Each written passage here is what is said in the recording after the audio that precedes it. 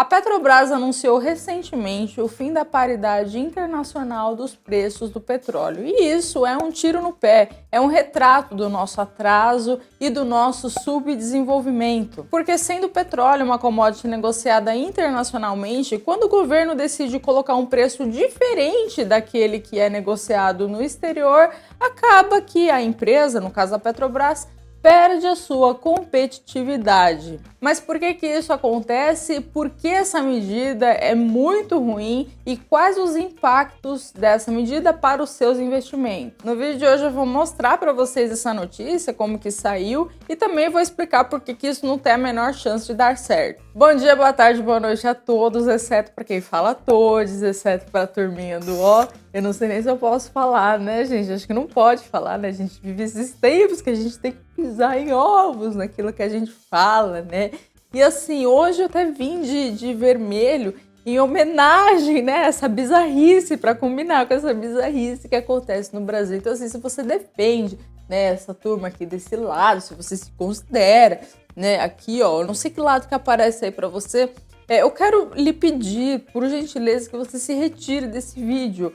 Já pula, vai fazer alguma coisa de útil, porque você não vai encontrar nada de bom aqui. Aqui nesse canal a gente odeia pagar imposto, a gente acha que o Estado tinha que ser mínimo, a gente fala de investimentos no exterior, offshore, temas desse tipo, tá? Então se você for dessa turma, né, que combina, né, inclusive com essa roupa que eu tô, né, essa turma aqui, aí, por gentileza, retire-se. E se você fala todos, então, gente, é caso de, talvez, internação. Agora, se você não é dessa turma, se você não fala todos, se você odeia pagar imposto, se você se interessa por esses temas, mercado internacional, investimentos offshore, se você quer ajudar o canal a crescer, me dê uma chance. Já se inscreve no canal, já me cumprimenta aqui deixando o seu like e comenta alguma coisa legal aqui, como que esse vídeo apareceu pra você, porque aí eu vou lá, pessoalmente, eu mesmo vou lá e vou te responder. Mas vamos então ver essa notícia, né? Eu estou compartilhando com vocês aqui uma notícia recente que saiu, que diz o seguinte, que a paridade de importação de preço, que alinha os preços locais aos internacionais, foi adotada durante o governo do Michel Temer, o famoso vampirão. Então foi o vampirão aí que voltou, que colocou essa medida de que o preço da Petrobras seria alinhado ao padrão internacional. O que isso significa na prática? Significa que as oscilações externas acabavam, né, até o momento, refletindo nas oscilações internas aqui. E a parte mais bizarra, né, do fato relevante que saiu da Petrobras, olha só o seguinte, os reajustes continuarão sendo feitos sem periodicidade definida, né, ou seja, a moda evitando o repasse para os preços internos da volatilidade conjuntural das cotações internacionais da taxa de câmbio. Então eles querem evitar a volatilidade. Esse papo furado aí de vamos evitar a volatilidade me lembra muito o que o Taleb, o autor Taleb, escreveu no seu livro Antifrágil. O Nassim Taleb sustenta a ideia de que a volatilidade faz parte dos sistemas complexos e tentar privar esses sistemas de volatilidade causa danos desastrosos. Um exemplo que Taleb usa para ilustrar isso são as florestas. Ele diz o seguinte, que as pequenas queimadas, os pequenos incêndios acabam sendo bons para a floresta como um todo, porque evitam com que o combustível se acumule. E se esse combustível fica acumulado, ou seja, se esse sistema complexo ele é privado dessas volatilidades, o que acontece? Acumula o combustível e aí quando ocorre um incêndio, acaba que o impacto, o desastre é muito maior. Então, quando os sistemas são privados de volatilidade, privados de aleatoriedade, privados da incerteza, ocorre que esses mesmos sistemas se enfraquecem. Isso é uma ilustração do Taleb, mas a gente pode trazer em muitos exemplos na prática, até mesmo na nossa vida pessoal.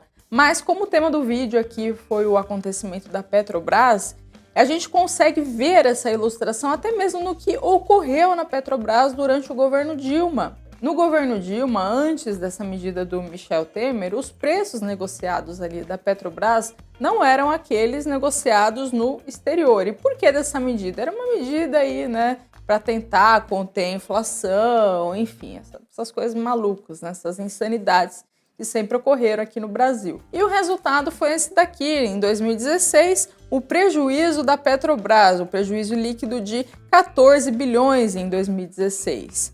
Então aqui, ó, até eu vou deixar depois a notícia de referência aqui, mas diz o seguinte, que foi o terceiro ano consecutivo de resultados negativos, de 2015 e 2016. Veja que em pouquíssimo tempo, durante o governo Dilma, uma das empresas mais respeitadas, que é a Petrobras, se tornou uma empresa altamente endividada. Para quem não sabe, eu sou engenheira química e durante muito tempo da minha vida, até quando eu era adolescente, que eu sonhava em trabalhar na indústria, eu sempre tive esse sonho de entrar na Petrobras. Eu olhava a Petrobras como, nossa, meu Deus, né, o sonho da vida. E até nessa época, inclusive, eu estava na faculdade e, obviamente, hoje esse sonho, né, virou um pesadelo. Imagina que pesadelo seria hoje. Nunca que eu me vejo, não me vejo nem atuando exatamente na engenharia química, quanto menos ainda numa Petrobras. E voltando aqui à questão da volatilidade, por que o resultado foi péssimo nesses anos, como a gente mostrou? Porque essa volatilidade externa passou a ser absorvida pela própria empresa. Então,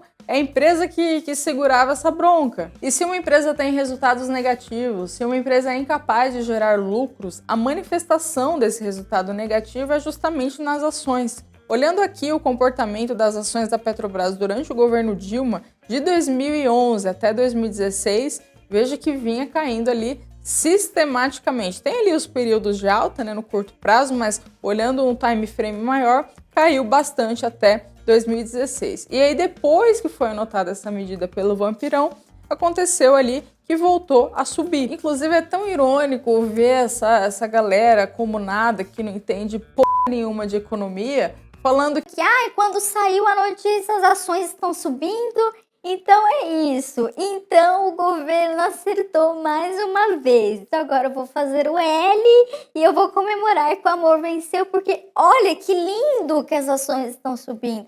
E esse tipo de raciocínio, ele é tão pobre, é tão medíocre, é tão burro, que assim, até me incomoda ter que explicar o óbvio, né? Mas a gente tem que explicar, né, para essas pessoas que têm algum tipo de demência, algum tipo de, sei lá, probleminha na cabeça, que acham que isso daqui pode ser bom, tá? Por que as ações da Petrobras subiram no dia que aconteceu essa notícia? E talvez pode até estar subindo no dia que você está vendo esse vídeo. Porque o mercado, ele se antecipa. Então, desde que o Lula venceu as eleições, se a gente olhar aqui as ações da Petrobras, olha só como caiu de outubro até hoje. Então, uma subidinha ali que vai dar e pode voltar a acontecer, vão ter outros dias positivos, porque isso faz parte do mercado, não muda a tendência macro. E na prática, sair do PPI, preço da paridade internacional, significa que você vai pagar mais impostos. Eu tenho certeza que isso não deve ser nenhuma novidade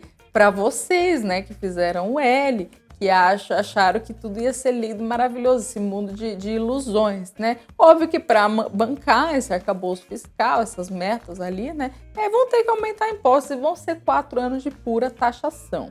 E aí, por que isso significa que você vai pagar mais impostos? Porque sair do PPI dá mais poder ao governo nas decisões da empresa. Já que não tem mais essa paridade, o governo ele tem mais poder sobre aquilo, sobre o preço, sobre as decisões da empresa, de repente uma taxação de dividendos, que eu não duvido que aconteça. Então, no final das contas, meu querido, quem paga essa conta é você. E tem gente que ainda acha razoável deixar o dinheiro no Brasil, deixar todo o seu patrimônio em reais, sujeito às decisões do governo. Aliás, se esse tipo de notícia, se esse tipo de assunto te preocupa, deve ser porque o Estado, o governo, ele tem mais poder na sua vida do que deveria. E como que você diminui o poder do Estado na sua vida? O primeiro passo é mandar o dinheiro para fora. Eu vou deixar aqui o link, o site do nosso escritório. Nós trabalhamos com soluções internacionais, com investimentos no exterior e estruturas offshore. E a gente pode te ajudar sim,